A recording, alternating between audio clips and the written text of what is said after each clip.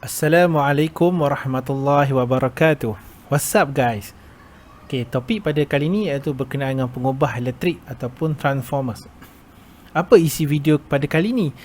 Okay, pada kali ini saya akan berkongsi berkenaan dengan apa itu pengubah elektrik ataupun transformers dari segi konsepnya, dari segi elemen-elemen yang terlibat serta persamaan ataupun equation yang biasa digunakan sekiranya kita menggunakan pengubah elektrik ataupun transformer.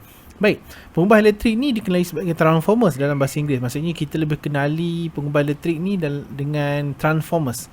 Transformer iaitu pengubah. Ia merupakan satu peralatan asas kepada alatan elektrik. Dia ada dekat elektronik pun dia ada, dekat elektrik pun dia ada. Dia sangat asas dan orang kata antara boleh dikatakan benda yang paling penting lah. Benda yang penting dalam perkakas elektrik. Baik, ini adalah dua contoh untuk transformer elektrik. Yang belah kiri ni adalah untuk voltan rendah. Yang ni biasanya digunakan untuk alatan elektronik. Ni biasanya kadang-kadang dia punya nilai dia adalah 24 volt, 12 volt dan sebagainya. Dia adalah nilai voltan yang rendah. Tapi ini pula yang belah kanan ni adalah transformer untuk voltan tinggi. Voltan tinggi ni tinggi, selalunya dia gunakan untuk pencawang, digunakan untuk rumah-rumah pencawang sebab dia selalunya sangat tinggi. So orang kata very high voltage punya transformer. Baik, seterusnya saya akan menerangkan berkenaan dengan konsep asas transformer. Okey, apabila voltan arus ulang alik disambungkan dengan gegelung dawai, arus yang terhasil yang melalui gegelung dawai tersebut akan menghasilkan flux magnet yang berada di sekitarnya. Iaitu sebab apa? Kerana voltan arus ulang alik ni dia ada positif dan negatif. Pertukaran ni menyebabkan magnet dan menyebabkan dia ada flux magnet. Dan flux magnet ini dia akan berkadar terus dengan arus. Maksudnya semakin tinggi arus yang mengalir dalam gegelung dawai, dia akan menyebabkan makin banyak flux magnet yang terhasil. Maksudnya kalau arus tinggi, flux magnet akan makin banyak. Kalau arus rendah, flux magnet pun ada tetapi tidak banyak. Baik, hal ini kerana flux magnet yang terhasil ini akan boleh menyebabkan ada perpindahan tenaga-tenaga di antara voltan ini kepada luaran. Jadi sekiranya kita letakkan lagi satu gegelung yang sama bilangan lilitan ataupun kurang ataupun lebih di kawasan flux magnet yang terbentuk, dengan dia menyebabkan bahawa flux magnet yang terhasil ini akan menyebabkan terhasilnya EMF ataupun electromagnetic force daripada hukum Faraday, menyebabkan bahawa dengan adanya pembentukan flux magnet ini daripada gegelung pertama yang dihasilkan oleh current yang pertama, arus yang pertama ini akan perpindahan flux magnet ini kepada gegelung kedua ini akan menghasilkan perpindahan di antara voltage ataupun akan menghasilkan satu lagi voltage yang kedua. Baik, disebabkan oleh flux magnet yang terhasil itu, dia boleh memindahkan voltan kepada gegelung yang kedua. Dengan perpindahan melalui udara, ia menyebabkan bahawa perpindahan itu boleh katakan banyak loss ataupun banyak kesan kehilangan berbanding dengan ideal. Disebabkan itu transformers yang dibina akan menggunakan teras besi untuk menghubungkan di antara gegelung yang pertama dengan gegelung yang kedua. Ini kerana apabila flux magnet yang terhasil di pada gegelung yang pertama ini boleh memindahkan flux magnet ke dalam gegelung yang kedua ini melalui teras besi dan menghasilkan voltan kedua itu dengan lebih efisien. Ini kerana apabila gegelung pertama ini saya berikan sebagai N1 bilangan gegelung. Untuk yang gegelung pertama ini akan mempengaruhi nilai voltan yang kedua pada gegelung yang kedua, dan gegelung kedua juga akan mempengaruhi bilangan ataupun voltan yang terhasil pada voltan yang kedua. Ini kerana voltan kedua ini terhasil apabila voltage pada gegelung pertama ini dibahagikan dengan bilangan lilitan untuk gegelung pertama dan kita kalikan dengan bilangan lilitan untuk gegelung kedua, dan kita andaikan bahawa teras besi ini akan menyebabkan perpindahan yang ideal di antara gegelung 1 dan gegelung 2 akan boleh menghasilkan persamaan ini, iaitu V1 bahagi dengan gegelung pertama, bilangan lilitan untuk gegelung pertama kali ataupun darab dengan bilangan lilitan untuk gegelung kedua akan menghasilkan voltage pada gegelung kedua. Dan kebiasaannya rumus yang biasa digunakan untuk pengubah elektrik ataupun transformer ialah ini. V1 bahagi N1 sama dengan V2 bahagi N2.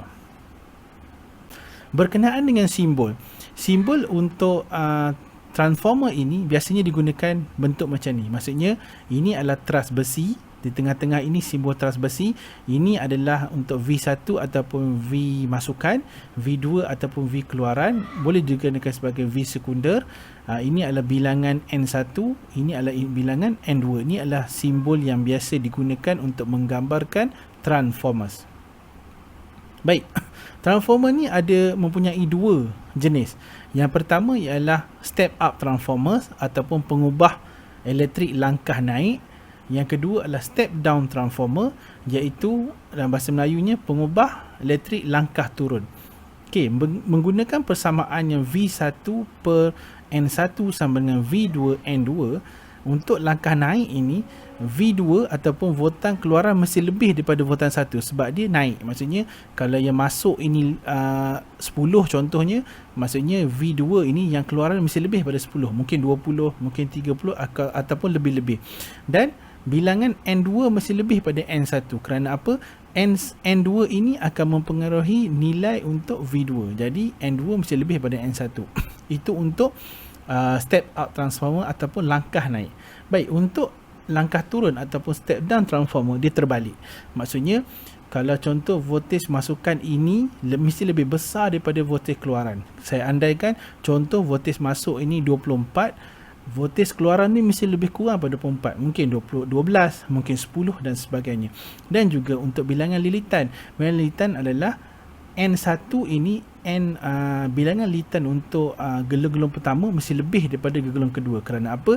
Kerana dia nak turunkan voltage. Bila dia makin banyak gegelung, mungkin lagi banyak dia punya voltage. Jadi dia kena pastikan bahawa gegelung kedua tu mesti kurang daripada gegelung sama untuk kita nak buat step down transformer. Ingat bahawa transformer ada dua, step up dan juga step down. Yang ni untuk nak naikkan dia punya voltage, keluaran dia mesti lebih besar pada voltage masukan. Ini kalau untuk step down, voltage keluaran dia mesti lebih rendah daripada voltage masukan. Seterusnya, contoh soalan. Contoh soalan diberi bahawa V1 ni adalah voltage masukan sama dengan 10 volt. N1 bilangan lilitan untuk gegelung pertama tu saya berikan contoh adalah 20 lilitan. Untuk N2 ini adalah 40 lilitan. Berapakah nilai V2? Okey. Menggunakan persamaan V1 bahagi N1 sama dengan V2 bahagi N2. Jadi V2 ini kita nak sama dengan V1 bahagi N1 kali dengan N2, sebab kat sini V2 yang tak ada nilai. V1 ada, N1 ada, N2 pun ada. Kita masukkan nilai itu ke dalam persamaan. Jadi 10 volt bahagi dengan 20 lilitan untuk N1 kali dengan 40 lilitan untuk N2. Jadi menyebabkan V2 sama dengan 20 volt. Jadi soalan ini menunjukkan bahawa V2 adalah lebih tinggi daripada V1.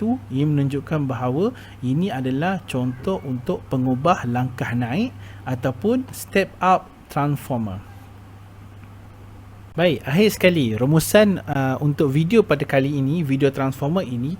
Yang pertama adalah kerja utama untuk transformernya adalah untuk mengubah voltan. Antara kita nak naikkan voltan ataupun kita nak turunkan voltan. Itu yang pertama. Yang keduanya, transformer ini voltan yang terhasil itu dipengaruhi oleh voltan primer ataupun dan juga dia boleh juga dipengaruhi oleh bilangan lilitan gegelung pertama dan juga gegelung kedua. Dan yang terakhir adalah persamaan yang biasa digunakan untuk transformer adalah V1 bahagi dengan N1 sama dengan V2 bahagi N2. Voltage pada gegelung pertama bahagi dengan bilangan lilitan gegelung pertama sama dengan voltage pada gegelung kedua bahagi dengan bilangan lilitan gegelung kedua. Itu sahaja untuk video pada kali ini, video berkenaan transformer. Assalamualaikum warahmatullahi wabarakatuh. Bye.